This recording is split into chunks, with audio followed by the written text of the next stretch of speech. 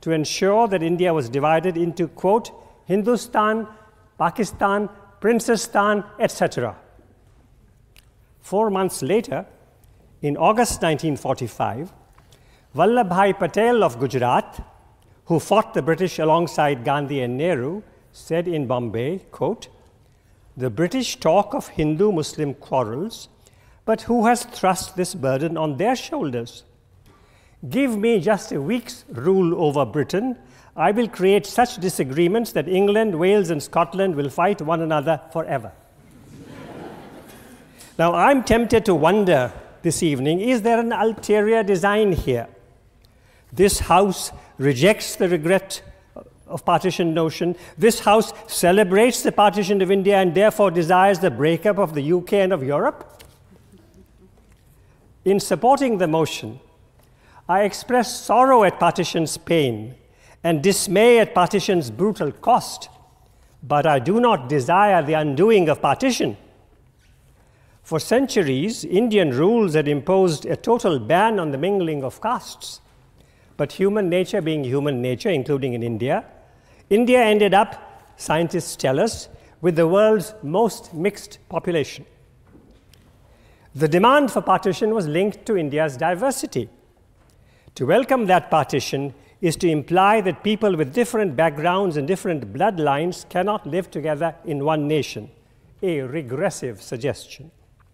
The corollary, that those possessing a common religion or common race enjoy blissful companionship in their homes, nations, or regions is, well, hilarious. I'm curious about possible arguments for opposing this motion. Perhaps it will be said, we do not regret the partition, we denounce it. Perhaps it will be said, we will atone for it. It may also be urged that small is manageable. Pre-47 India, it may be said, was too large. Look how easy it is to manage Pakistan today. And what a lark it is to govern today's India. In that case, why stop with Radcliffe's lines? Why not continue the process until we have 100 nations on the subcontinent, each still larger than many a European country? It may also be argued that majorities tyrannize. But the 1947 partition did not reduce the majority's power to oppress. In both halves that resulted, majorities became preponderant majorities. In some places, they became cruel majorities. Muslim majorities got Pakistan, but they did not need it. Muslim minorities in India who needed security became more insecure. Perhaps it will be claimed that there would have been no independence without partition, that partition was merely the other side of the shiny coin of independence. However, there were doors other than partition to reach independence. The coin of independence could have had on its reverse, instead of partition, the insignia of statesmanship, of honorable compromise. I regret more than partition.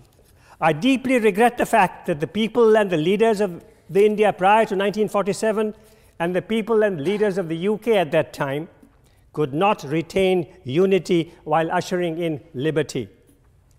I regret the failure in ingenuity, the failure in statesmanship. I do not regret independence, whether of Pakistan or of India or of Bangladesh. Partition, on the other hand, caused pain and continues to cause pain. There was another argument for partition 70 plus years ago.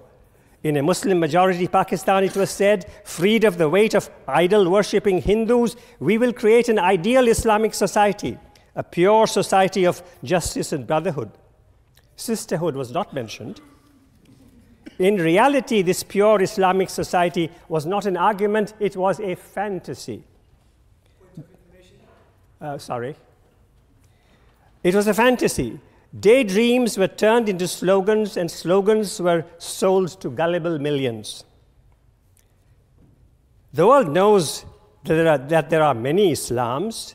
To ask for an Islamic state, even in an overwhelmingly Muslim nation, is to invite fierce and continual clash. I will concede that there was a noble impulse behind the partition demand, the impulse of human freedom, Why should people be forced to live together? Why should one set of people dominate over another? If incompatibility is proved and oppression is established, common sense might call for separation, an amicable one if feasible.